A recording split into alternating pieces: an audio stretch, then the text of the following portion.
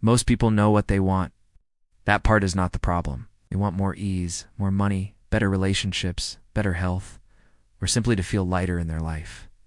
Knowing what you want is actually easy. Life teaches you that part very quickly. The real question is not whether you want something. The real question is how you feel when you think about it. If you think about what you want and it feels good, then there is no problem. There is no gap. Your desire and your belief are working together. But if you think about what you want and you feel tired, frustrated, or disappointed, then there is a gap. That gap is the space between desire and belief, and that space is where things get stuck. Let us make this very simple. Imagine you want a new job. If you think about that job and you feel excited, hopeful, or curious, then your belief is close to your desire. But if you think about that job and you feel heavy, doubtful, or annoyed, then your belief is far away from your desire. The distance between those two feelings matters more than anything else. Many people say, "I wish I did not even want this anymore." They say this because they have wanted something for a long time and it has not shown up yet. Wanting it starts to hurt. When wanting hurts, it means belief has moved in the opposite direction. The desire is still there, but expectation has dropped. An expectation is powerful. A belief is just a thought you keep thinking. An expectation is a thought you have practiced for a very long time. It is so practiced that it feels like truth. This is why people say, "I believe this because it keeps happening," but it is actually happening because they believe it. So the order feels reversed, but it is not. Think of it like walking on a path. If you walk the same path every day, the grass disappears. The ground becomes hard. It becomes the normal way to walk. Your thoughts work the same way. If you think the same thing every day, it becomes your expectation. And life keeps showing you versions of that expectation. This is where people get stuck in a loop. They say, "Things do not work out for me." Then life shows them another example of things not working out. Then they say, "See, that is why I believe it." But the belief came first. Life is just agreeing. Breaking this loop is not easy, because you are very good at noticing what is already happening. You are very good at observing reality, talking about it, explaining it, remembering it, and repeating it. You use your senses to confirm it, see it, hear it, touch it, and say, "This is how it is." But what you see is not solid. It feels solid, but it is not. Reality is changing all the time. The problem is that it often changes into more of the same, because that is what you expect.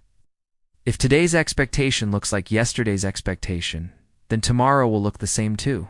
But not because it must, but because expectation is guiding the change. This is why Abraham talks about closing the gap. The gap is not between you and what you want. The gap is between what you want and what you expect. When those two come closer together, things move fast. No. When they are far apart, things feel slow or blocked. Now let us talk about who you really are, because this helps the whole thing make sense. You are not just this body and this personality. You are more than what you can see in the mirror. There is a larger part of you that is calm, clear, and steady. That part does not get stressed the way you do. That part already believes in what you want. This is important because your emotions come from the conversation between these two parts of you. The human part of you has opinions based on what it sees right now. The deeper part of you has a broader view. When these two parts agree, you feel good. When they disagree, you feel uncomfortable. Think about a time when someone really annoyed you. You might say, "I cannot stand that person." But the discomfort you feel is not because the person exists. It is because a deeper part of you sees the situation differently. Your inner guidance does not agree with the harsh judgment. The feeling you call anger or irritation is actually disagreement inside you. This is why emotions are so useful. They are not random. They are feedback. They show you how close you are to your deeper self in that moment. Feeling good means you are close. Feeling bad means there is a gap. Abraham calls this gap discord. We can call it misalignment. It just means you are thinking in a way that is not matching who you really are. And this gap can happen very quickly. You can be fine one moment and then feel bad the next, just from one thought. The good news is that the gap can close just as quickly. You do not have to fix your whole life. You do not have to solve everything. You only need to care about how you feel right now. Let us use a simple example. Imagine you are holding a cork underwater. You have to push to keep it there. That pushing is effort. That pushing is tension. Pushing is what negative emotion feels like. When you let go, the cork rises on its own. That rising is natural. That is who you are when you stop pushing against yourself. You were meant to feel good. Feeling good is not a reward. It is your natural state. When you feel bad, it means you are holding something down with your thoughts. Usually it is a condition, something you keep thinking about that you do not like. You do not have to fight the condition. You do not have to argue with it. You only have to stop giving it so much attention. Attention is what invites things into your experience. Even saying no to something can keep it active, because you are still focused on it. This is why Abraham says there is no real exclusion in this universe. When you focus on what you do not want, you are still saying yes to it with your attention. The universe responds to attention, not to words. So how do you close the gap between desire and belief? You start by caring about how you feel more than you care about being right. You start by noticing when a thought feels heavy and choosing a slightly better one, not a perfect one, just a better one. For example, instead of saying, "This will never work," you might say, "I do not know how this will work yet." That small change matters. It brings belief closer to desire. Instead of saying, "I am bad at this," you might say, "I am still learning." Again, the gap closes a little. You are not trying to lie to yourself. You're trying to stop practicing thoughts that keep the gap wide open. You're practicing thoughts that allow movement. This is what deliberate creation really is. It is not forcing outcomes. It is choosing thoughts based on how they feel.